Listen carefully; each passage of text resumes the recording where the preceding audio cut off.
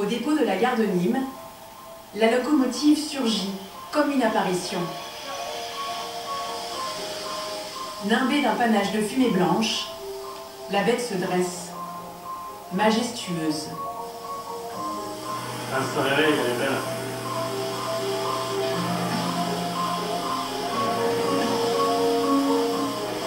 Un moment que ces cheminots amateurs attendent depuis 3 ans.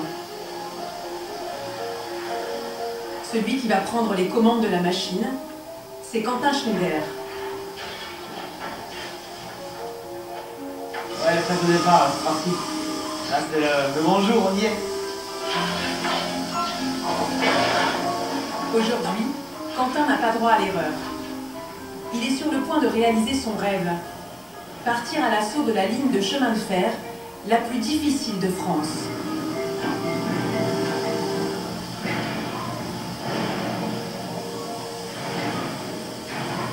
Depuis 1965, il n'y a pas une machine à vapeur chauffée à la pelle qui est montée sur la ligne des Cévennes par là, comme là on va la monter.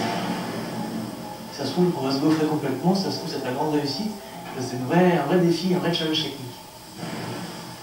La locomotive s'apprête à traverser les montagnes cévenoles.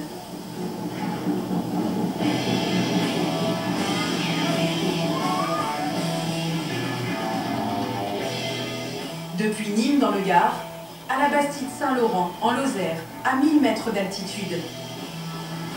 Un périple de 110 km dans des paysages grandioses.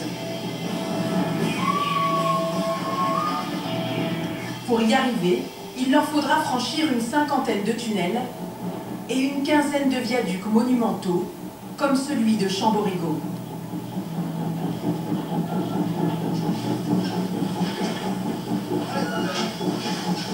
Parvenir au sommet relèverait de l'exploit pour cette vieille machine. Tu l'as fait celui-là ou pas déjà?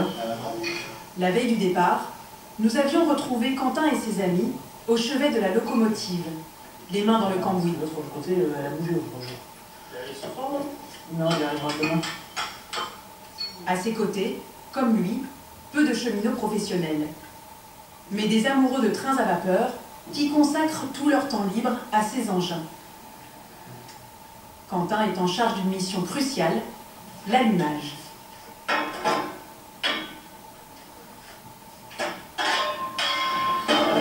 On n'a plus qu'à attendre qu'elle chauffe, que l'eau qui est présente tout autour là, de la chaudière monte en température à 100 degrés.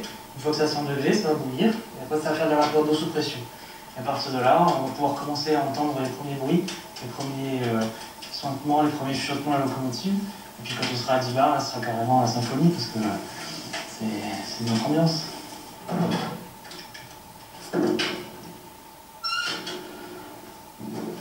Demain, ils vont faire rouler la locomotive sur le réseau SNCF.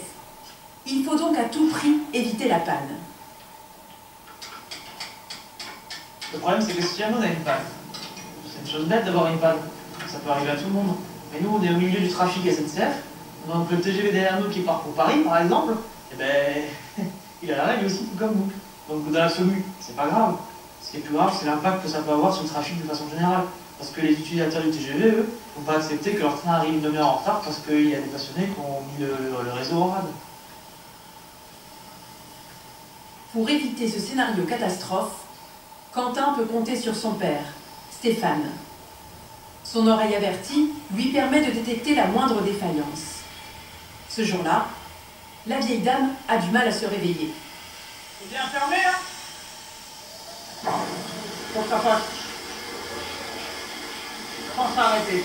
Et là, ça le fait, mais ça s'arrête des fois. Alors, on lui met un petit coup et ça redémarre.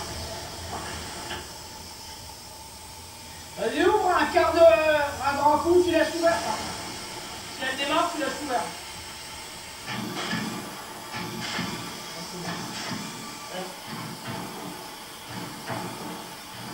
Vous entendez le cœur battre? On a le sentiment que ça vit.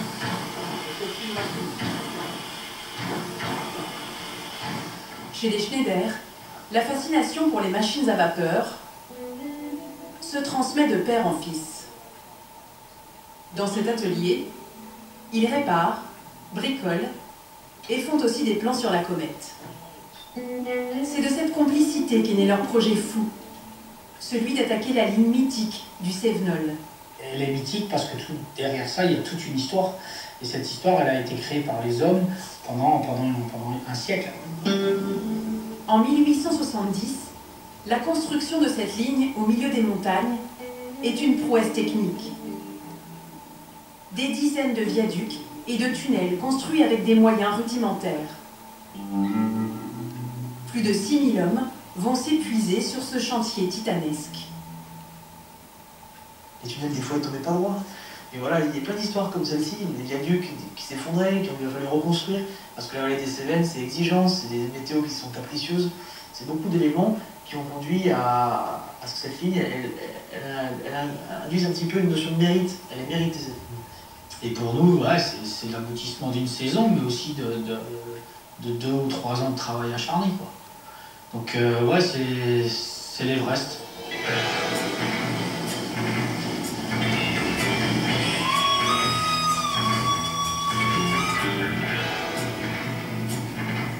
L'Everest Cévenol se profile enfin. La locomotive lancée à pleine vitesse fonce droit vers les montagnes. Sur cette première partie du voyage, la plus facile, Quentin nous a laissé l'accompagner dans la cabine. Là, on a 70 km/h.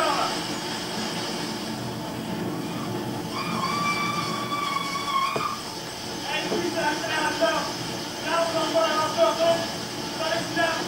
Donc, c'est ici que tout se passe. Il faut bien régler cette planète. C'est important de régler la vitesse.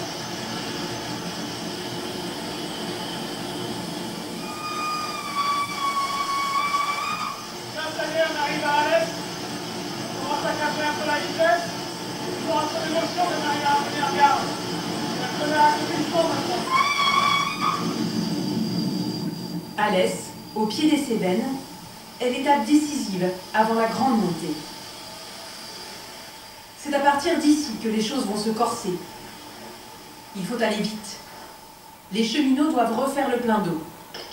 Ce jour-là, la machine va en consommer 34 000 litres.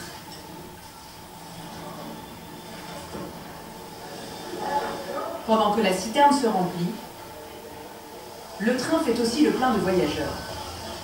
C'est ces deux places-là, 64 et 66. Vous êtes là. Merci beaucoup. Voilà, bon voyage.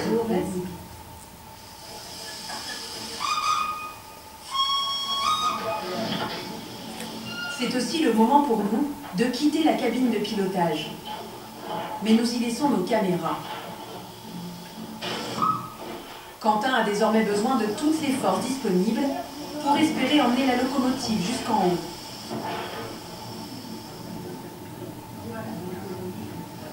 Pour les 250 voyageurs installés dans de vieux wagons à compartiments, le décor fait remonter des souvenirs. Ça me rappelait, moi, les photos de vacances, quand on partait et qu'on avait des... C'était des cabines comme ça, en fait.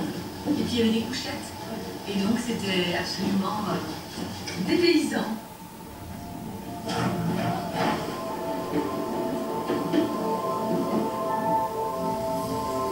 Alors que le train s'enfonce dans les Cévennes, les voyageurs en prennent plein les yeux.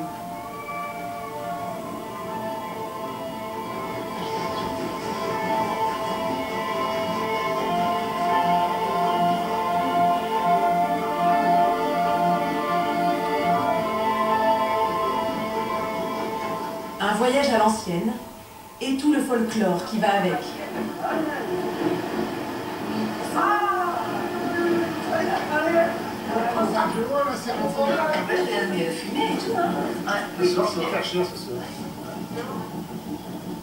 Dans la cabine de pilotage, les passages de tunnel sont à chaque fois une épreuve. Les tunnels, il faut se figurer, la locomotive, elle passe à ça du tunnel, quoi. C'est vraiment... donc nous, on se place, on se recroqueville, il y a du brouillard de partout. La cheminée, elle sonne, vraiment très fort, un bruit assourdissant, comme une caisse de résonance là-dedans.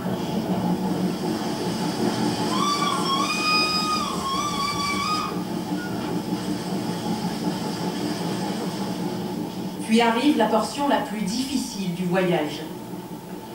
Ça grimpe fort, les chauffeurs ils sont au maximum de leur capacité. Il y en a de même de la locomotive, moi je suis très attentif. Laurent et papa, ils chargent. Là c'est vraiment le moment où c'est physique pour eux.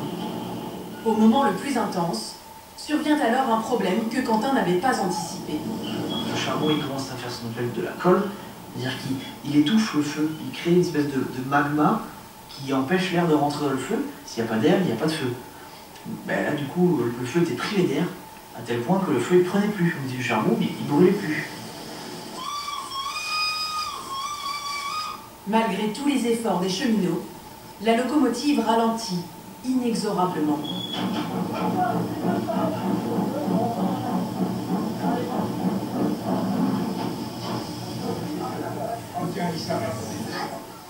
À seulement 4 km de l'arrivée, se produit ce que Quentin redoutait le plus, la panne.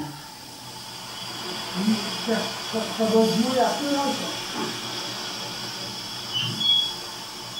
Normalement ça arrive jamais ça, c'est pas censé arriver, c'était la première fois que ça nous arrive.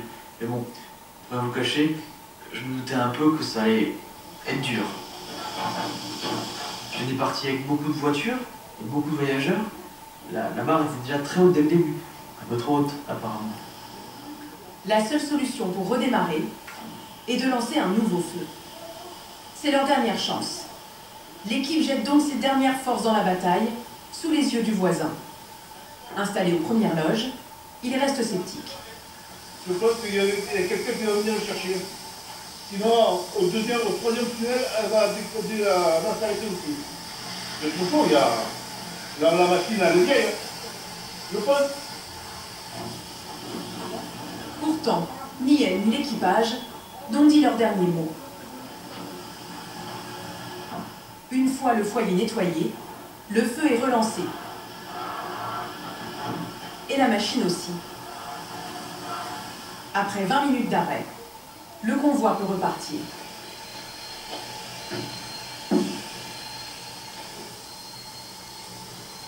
On a de la pression, on a de l'eau. Il ne reste plus qu'à monter les 4 à 5 derniers kilomètres. Et ça sera la Bastille.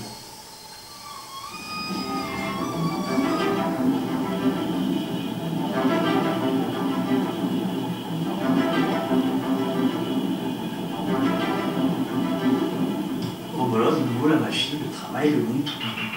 Alors redémarrer, elle prend son élan. Je regarde 100 mètres, 200 mètres, 300 mètres. Sauf que ça s'arrête jamais. 4 km, c'est pas beaucoup. Mon Dieu, ce que c'était long. Qu'est-ce que ça a été long, 4 km?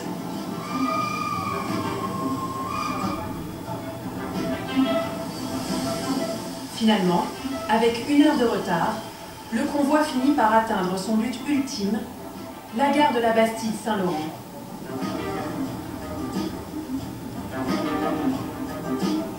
Ouais, je suis heureux, ouais. Je suis heureux, mais c'est pas évident d'exprimer avec toute l'anxiété qu'il y avait derrière tout ça, quoi.